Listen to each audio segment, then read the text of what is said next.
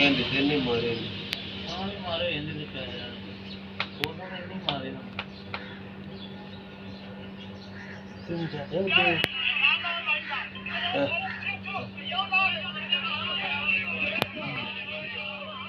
कहते तलाशी लोगों ने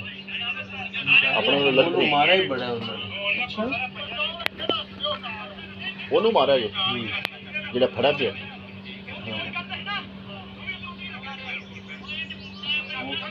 चाकू